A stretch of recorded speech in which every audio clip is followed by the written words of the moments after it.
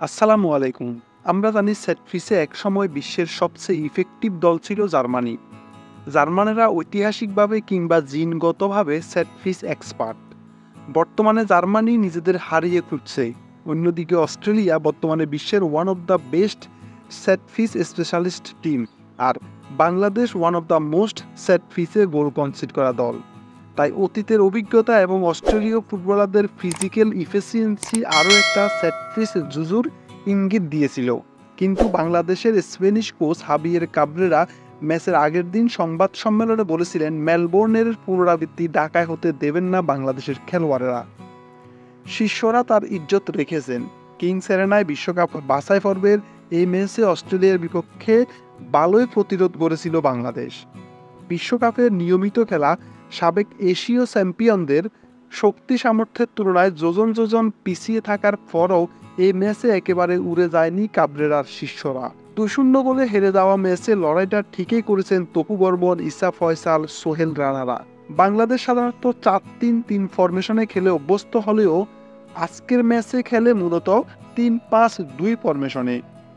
3-ম্যান ব্যাকলাইনে বাংলাদেশ জাতীয় দল কিংবা দেশের ঘরোয়া লিগেও সেই অর্থে কেউ খেলে না।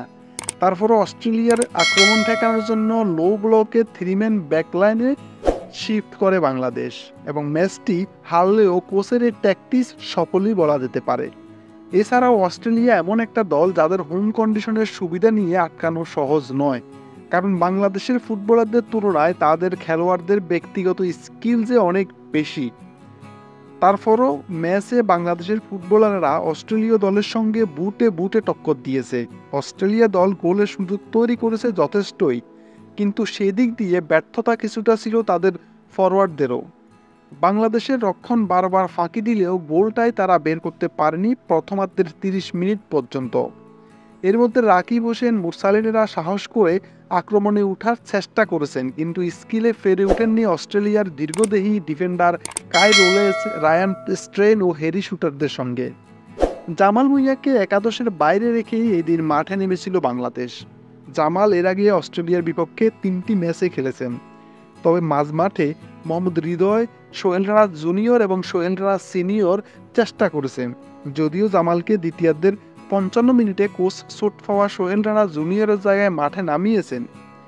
30 এবং 62 মিনিটের সময় 2টি গোল বাংলাদেশ কনসিড করলেও অস্ট্রেলিয়া যে তাদের প্ল্যান ও মাঠে এক্সিকিউট করতে ব্যাক পেতে হয়েছে, এটা গ্রাহাম আর্নল্ডের অভিব্যক্তিতে ফুটে উঠেছে। অস্ট্রেলিয়ার ডাগআউটে তাদের কোচ গ্রাহাম আর্নল্ড দাঁড়িয়েছিলেন উদ্বেগময় চেহারা নিয়ে। মেলবোর্নে 7-0 গোলে উড়ে দেওয়া দল গড়ের মাঠে যে প্রতিরোধ গড়ে তুলছে সেটি ছিল উদ্বেগের কারণ। এই ম্যাচে গ্রাহাম আর্নল্ডের সেই চেহারাই বাংলাদেশের জন্য অনেক কিছু, এবং ম্যাচ শেষে ক্যাঙ্গারুদের কোচ যে অজুহাত দাঁড় করালেন সেটাও এই ম্যাচে বাংলাদেশের জন্য অনেক বড় প্রাপ্তি। কিংবা ঢাকায় যে মেলবোর্নের পুনরাবৃত্তি হয়নি, এটাই বা কম কি। আর বাংলাদেশ দল যদি এই ম্যাচ থেকে প্রাপ্ত পজিটিভ পয়েন্টগুলোকে কাজে লাগিয়ে এবং উইক পয়েন্টগুলোর প্রয়োজনীয় ইমপ্রুভ করে আগামী 11 জুন নিজেদের ওয়ার্ল্ড কাপ কোয়ালিফাইংয়ের শেষ ম্যাচে কাজে লাগাতে পারে, তবে শেষটা রাঙাতে পারবে হয়তো বাংলাদেশ। নিজেদের ডেরায় লেবাননের সাথে 1-1 গোলে ড্র করেছিল। এখন মোড়ের বুকে দেখা যাক কতটা কি করতে পারে জামাল রাকিবেরা। ম্যাচটা মোটেও সহজ হবে না, তবে যদি বাংলাদেশ অস্ট্রেলিয়া ম্যাচের মতো নিজেদের গুছিয়ে খেলতে পারে, হয়তো সান্ত্বনার একটা পয়েন্ট ফেলেও পেতে পারে।